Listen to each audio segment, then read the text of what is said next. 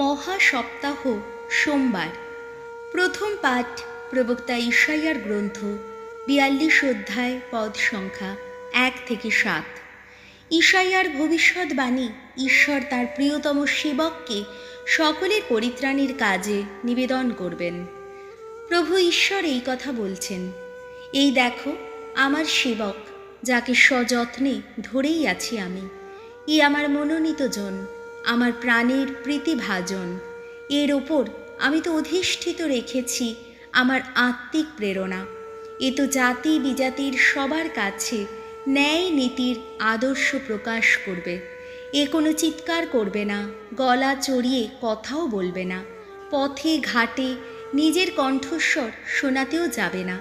থ্যাঁতলানো নলগাছ এ তো ছিঁড়ে ফেলবে না, টিমটিমি সলতেও নিভিয়ে দেবে না।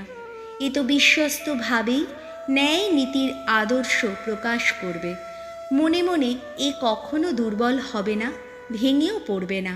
এ যতদিন না পৃথিবীর বুকে ন্যায় নীতি প্রতিষ্ঠিত করে। সাগরের যত দ্বীপ, সাগর কূলের যত দেশ এর শিক্ষাবাণী শোনবার আশায় বসে আছে। এ কথা বলছেন স্বয়ং ঈশ্বর ভগবান।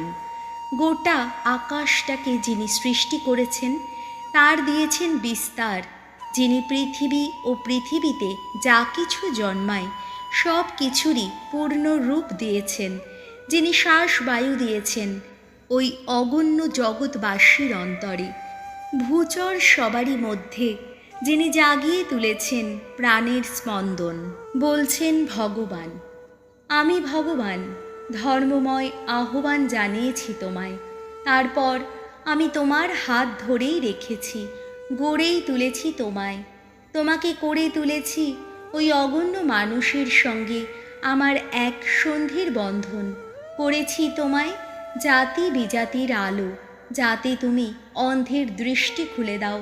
যত বন্দীকে কারাগার থেকে, অন্ধকারে পড়ে থাকা যত মানুষকে ওই রুদ্ধ ঘর থেকে বের করে আনো।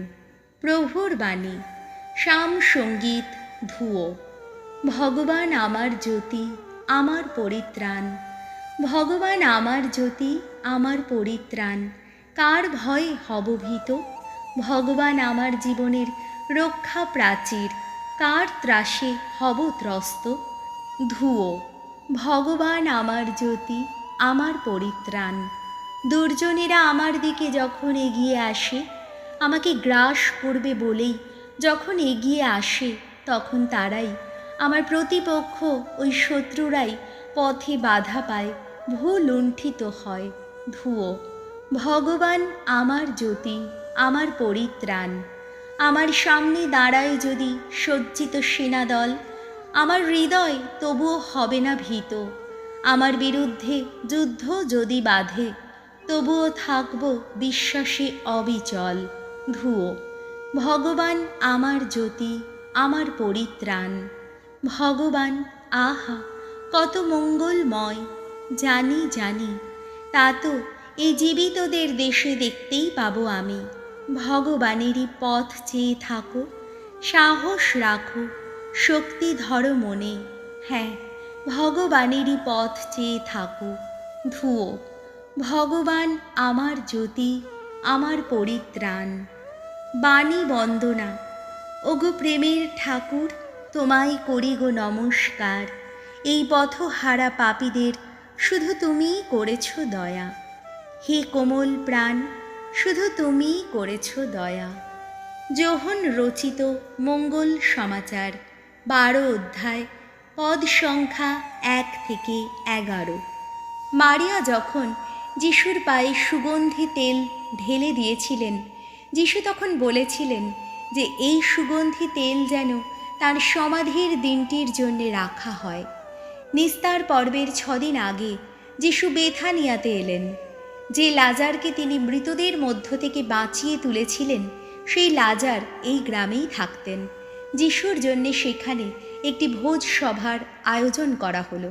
সেই ভোজ সভায় মার্থা পরিবেশন করছিলেন, এবং যারা যিশুর সঙ্গে খেতে বসেছিলেন তাদের মধ্যে লাজারও ছিলেন।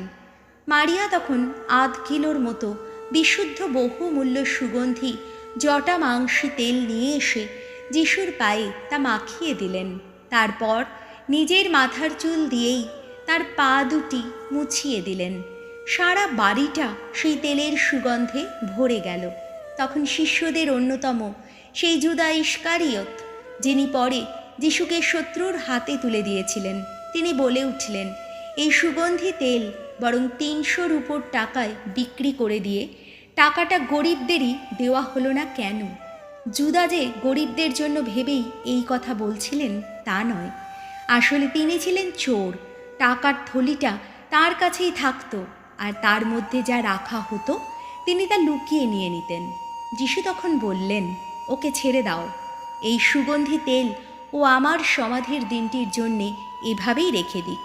গরিব লোকদের তোমরা তো সব সময় কাছে পাচ্ছ, কিন্তু আমাকে তো সব সময় কাছে পাবে না। এই সময় ইহুদিদের মধ্যে অনেকেই জানতে পারল যে তিনি বেথানিয়াতে রয়েছেন, তাই তারা সেখানে আসতে লাগলো। শুধু যিশুর জন্যেই নয়, তারা সেই লাজারকেও দেখতে চেয়েছিল, যাকে যিশু মৃতদের মধ্য থেকে বাঁচিয়ে তুলেছিলেন। তখন প্রধান যাজকেরা ঠিক করলেন যে লাজারকেও তারা মেরে ফেলবেন, কারণ তাঁরই জন্যে অনেক ইহুদি তাদের ছেড়ে যিশুর প্রতি বিশ্বাসী হয়ে উঠেছিল। প্রভু যিশুর মঙ্গল সমাচার।